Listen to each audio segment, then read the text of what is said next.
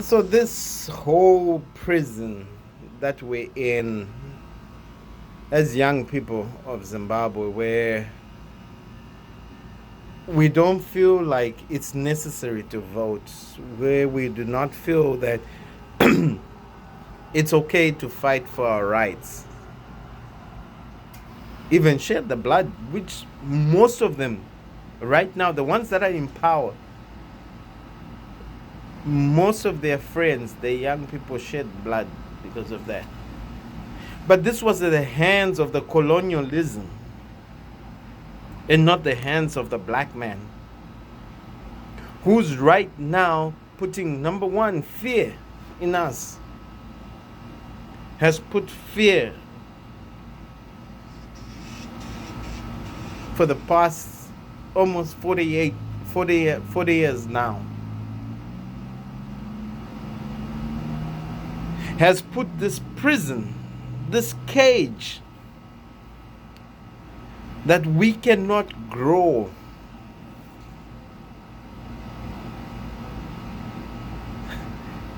That's why they changed the education system so that it suits them.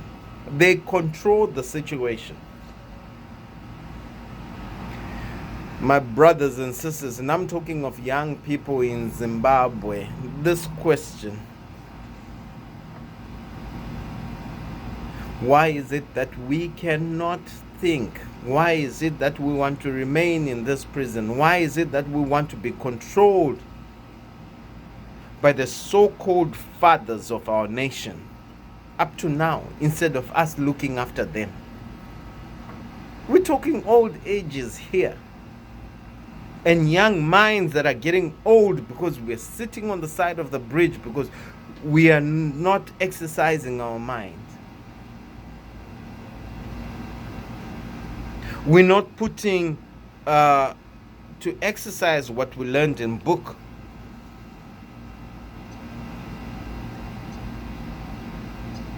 So what was the whole point of going to school? What was the whole point of you sitting on your education right now on the side of the bridge and smoking weed, talking shit, making young girls pregnant? And yet we say that we're liberated in Zimbabwe. This liberation is for them. South Africa right now is about 3 days to go into elections, and there's a young person leading that movement. That's Julius Malema, EFF. That campaign, we have to support it as well as Zimbabweans, because we need the same thing in our own country. Zimbabweans, stop being docile, and I've been saying this for the past few years. Young Zimbabweans, it's time. Time is never ours. As you sit on that side of the bridge, time is moving. No, time stands still. You're moving. We celebrate your birthday and not the time. The years, yes, will go by, but the time still stands still because you're getting older. And if you do not come to realize that it's been 4, 5, 6, 7, 8, 10 years without you working or getting a substantial income, you're still being looked after by your parents, if your parents are still alive, or staying at your parents' house, and probably your electricity has been closed, shut down because you can't pay for it. Your water has been,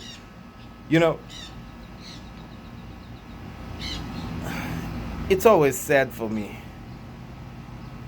I'm glad that I got the opportunity to be able to go out of the country, not once, several times. I was in South Africa before I even came to America. But it was just simple. I was running away from a system that did not support me anymore, did not support my growth anymore, did not support the growth of my children or my future anymore. But we still sit there and we allow our grandmothers and whatever fathers to go and support ZANU PF. ZANU PF isn't going to do shit for you. We need economic justice. We need freedom of speech justice. Freedom of press justice. Our government has put us in a prison, in a mind frame where we will talk about sanctions. We'll talk about a white man's world not being able to support us as Africans. That's what the system has done. Put blame on something. Corrupt our minds that way. They are no different from the pastors that people go to and they're drinking certain things like detergents to say that they drive away the evil spirits. I was watching a video the other day where the pastor told them to beat up each other in order for them to chase away the spirit in a temple, in a church where they're supposed to pray to God. This is where our minds have gone. This is the prison that this government has put us in. It's called ZANU PF. They've put us in that prison where we hate ourselves, or maybe not value ourselves enough as young people to know how we're supposed to grow ourselves, grow our economy, grow the country, grow our education system. My question is, why did young people go to school? Why do they urge us to go to school as the government? Look at some of the schools in the rural areas and you still vote for ZANU PF. The education system itself, the ones that are more educated right now, the ones that are going to better schools, better sports facilities within schools, are the elite schools that we call private schools. And we still stand there and we say, oh no, I am not going to vote. I am not going to make a change. Certain unions, certain groups call for a march. We don't pitch up, but we pitched up when we wanted Mugabe out. Now you've got vice presidents that cannot even express themselves, even if it was in Shona, their own language. I'm not sure they will not be able to express themselves. It will work, but will not work. As Chashanda as senze, it's not going to sense. Ime amsenze. So, ime mamusku senza. Their system is working, even though they contradict themselves and all that. So the question still remains, Zimbabwean young people, the question still remains, where do you want to go? Where do you see yourselves? I know some of you can talk and say, oh, because you are there, you can speak as loud as you can. No, I am there. Because what happens in Zimbabwe also affects me. The economic part affects me. Because I still provide for certain people. I still help out for certain people in that country. So if you're still thinking about that, I want you to think about this prison that you're in right now as a Zimbabwean, as a young Zimbabwean. I want you to think about this mind framework, this brainwash that you've been put as a young Zimbabwean.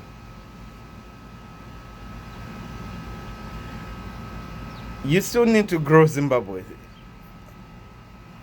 You still need to, you have to make a change.